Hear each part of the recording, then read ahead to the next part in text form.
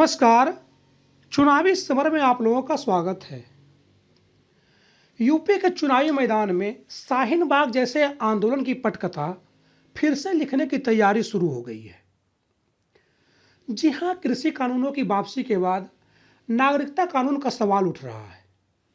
बिहार बंगाल के बाद यूपी में भी ओवैसी ने शाहीन बाग में सीएए और एनआरसी के मुद्दे पर हुए आंदोलन का जिक्र करते हुए यह साफ कर दिया कि देश की जनता सीएए और एनआरसी कानूनों के खिलाफ शांत नहीं हो गई है। इसी कड़ी में अब मुस्लिम पर्सनल लॉ बोर्ड भी नागरिकता कानून के खिलाफ खड़ा हो गया है। आपको बता दें कि केंद्र सरकार ने पिछले दिनों कृषि कानूनों को लेकर अपने कदम वापस खींच लिए थे। वहीं सरकार के इस फैसले के बाद अब नागरिकता संशोधन कानून को भी वापस लेने की मांग जोर पकड़ने लगी है। इसी कड़ी में अब all India Muslim personal law board ने भी सीएए को वापस लेने की मांग की है। दरअसल all India Muslim personal law board का 2 दिन का अधिवेशन उत्तर प्रदेश के कानपुर में आयोजित हुआ, जिसमें सीएए को वापस लेने की मांग समेत 11 प्रस्ताव पारित किए गए। बोर्ड के प्रवक्ता कासिम रसूल इलियासी ने साफ साफ कहा कि हमारी ये मांग है कि सीएए को भी वापस लिया जाना चाहिए।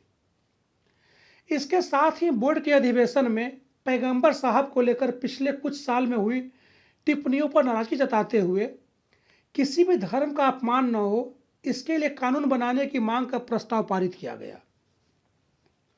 वहीं कॉमन सिविल कोड को लेकर चल रही प्रक्रिया को लेकर भी प्रस्ताव पारित हुआ, जिसमें सभी धर्म के लिए संवैधानिक अधिकार का जिक्र करते हुए इसे न मानने की बात कही गई है। यानी कि all India Muslim personal law board का भी मानना है कि मोदी सरकार ने जिस तरह से कृषि कानूनों को वापस लेने की घोषणा की, उसी तरीके से सीएए को भी वापस लिया जाए। गौरतलब है कि इससे पहले ओवैसी ने ही मोदी सरकार को घेरते हुए कहा था कि सीएए, एनआरसी और एनपीआर को रद्द किया जाए। उन्होंने तो यह भी चेतावनी दी थी कि अगर मोदी सरकार ने इन कानूनों को रद्द नहीं किया तो फिर देश और प्रदेश में शाहीन बाग जैसा प्रदर्शन देखने को मिल सकता है।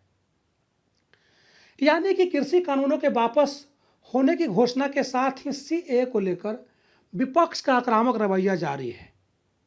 बड़ी बात यह है कि सीएए के खिलाफ मुस्लिम समाज के नेता और कई शायर के साथ साथ कई मुस्लिम संगठन भी एकजुट हैं।